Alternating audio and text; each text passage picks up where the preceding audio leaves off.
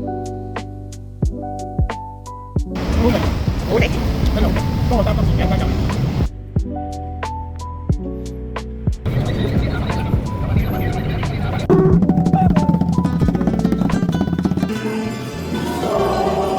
早晨啊，我哋今日又出發啦。今日嘅景點咧係一間教堂同埋一個圖書館。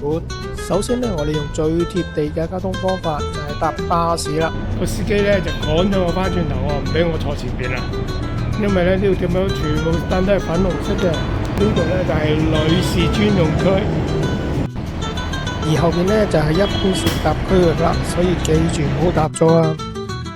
落車之後咧，只要行大概10分鐘就到我哋第一個景點瓜達盧佩聖母聖殿。途中咧又俾一啲香噴噴嘅味道吸引咗。見阿哥仔啲嘢熱辣辣，問阿哥仔咩嚟嘅？唔識講喎，佢俾一本試版我哋試下食，咁但係唔知咩喎。咁看圖識字，俾人豬樣佢睇，佢話唔係；俾牛樣佢睇都唔係，最後原來係羊嚟嘅。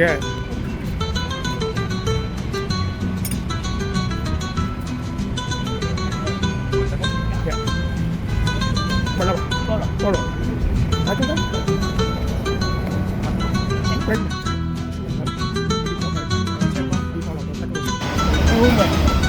好味，幫我擔得半幾間油。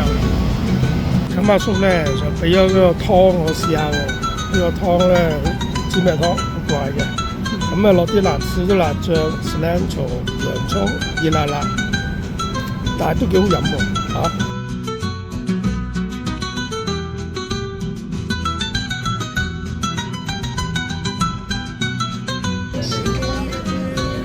首先位於左邊嘅咧就係喺1976年完成嘅大教堂，佢最特特嘅咧就係圓錐形嘅屋頂喎，係模仿呢個舊約聖經裏邊以色列人喺荒野流浪嗰陣時安置約櫃嘅聖幕同埋帳幕，佢亦都象徵咗上帝同佢嘅子民共同遷徙，而且喺旅途裏邊咧庇護眾人嘅居所。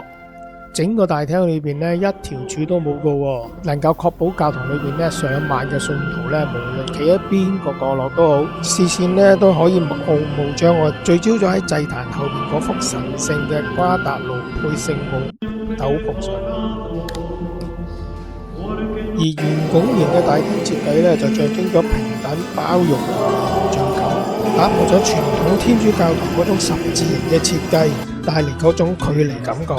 而且咧，呢個設計咧仲拉近咗神與信徒、信徒與信徒之間彼此嘅關係，連結咗埋一齊。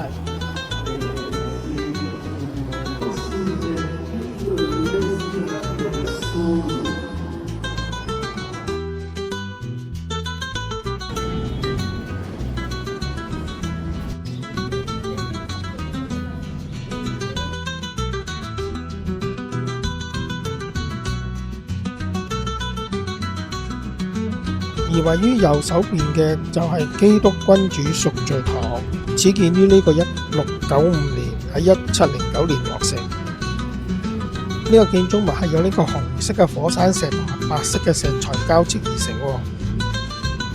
而喺佢隔離充滿咗巴洛克風格嘅建築物呢，就係1787年落成嘅卡布維修道院。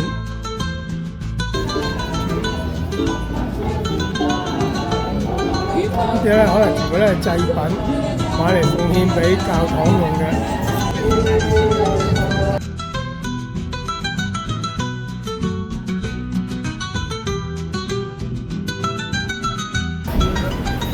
呢間係高級麵包店，哇！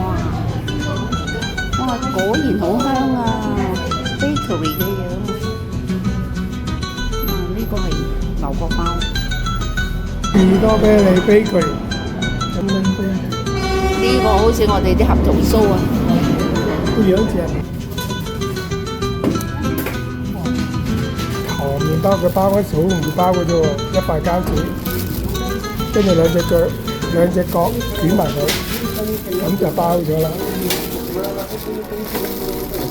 係咪好方便咧？係成功啦，好方便。好硬喎，不過咧喺砂糖喺個面度，甜甜地，幾好味。參觀完咁靚嘅聖母殿之後呢，我哋又搭巴士去下一個景點啦。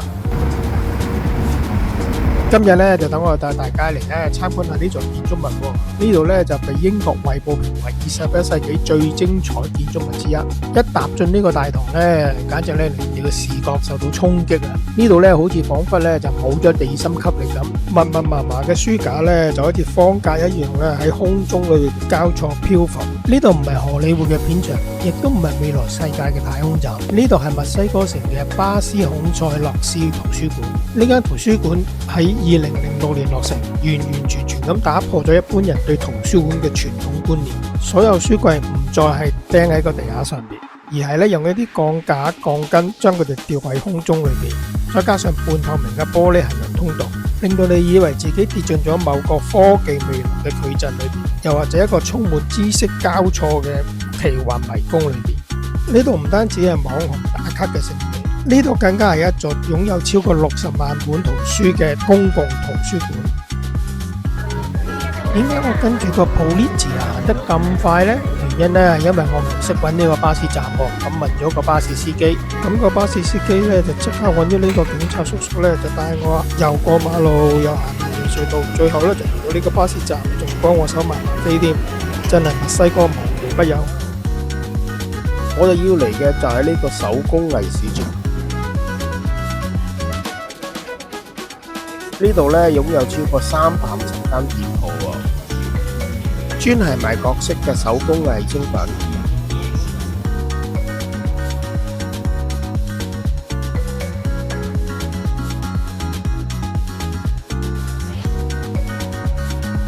入嚟 KFC 食完雞，一籠牛4件雞，有薯條有汽水睇食，不過好慢，等咗好耐先有得食。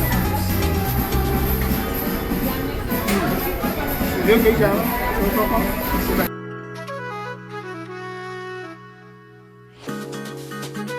喺墨西哥唱錢呢，就記得要用100蚊紙啦，會多啲嘅。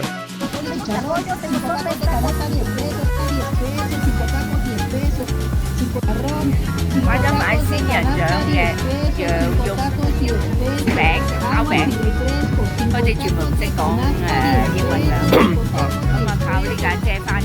好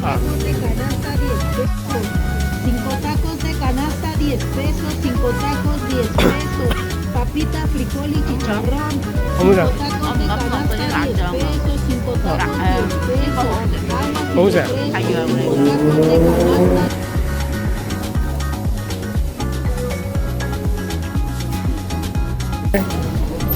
嗱，今日幫襯下修女，買翻呢啲墨西哥手做嘅手工花生糖啊，啊，同埋呢啲甩屎嘅糕，唔知乜嘢。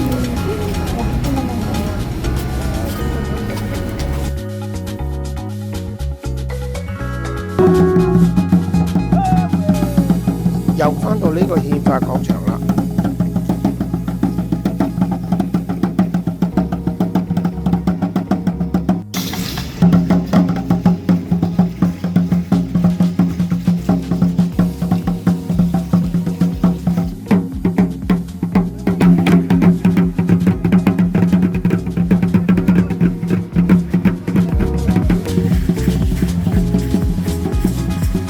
無奇不有，墨西哥啊，路邊居然係咁樣賣冰嘅。如果你想飲凍嘢，都要諗諗個衞生情況點樣喎。原來墨西哥城磨鉸剪磨刀係咁現代化嘅，踩下踩下，好容易咁就磨到把刀啦。如果行得攰嘅，你仲可以做下按摩、揼下骨，或者剪翻個靚髮都得嘅。真係無奇不有，墨西哥。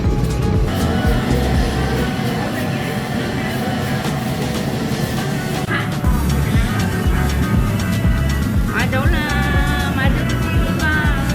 好叻喎！按圖識字，指個圖俾人哋睇。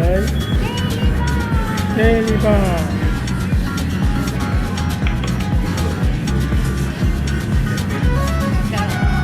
好硬，搞唔到，最唔得。點解完全唔講？好硬。跟住嗱，我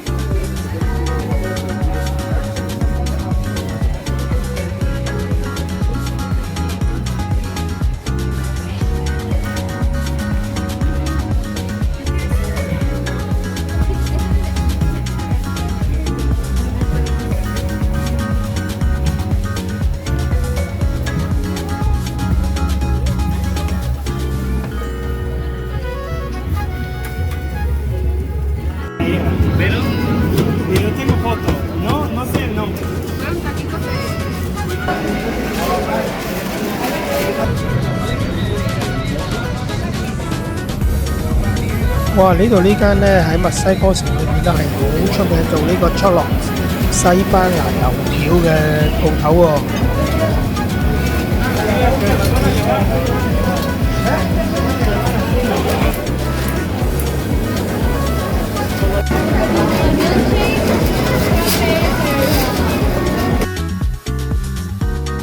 好啦，今次墨西哥城之旅又到尾聲啦，而家呢，就要執埋啲行李搭飛機返屋企啦。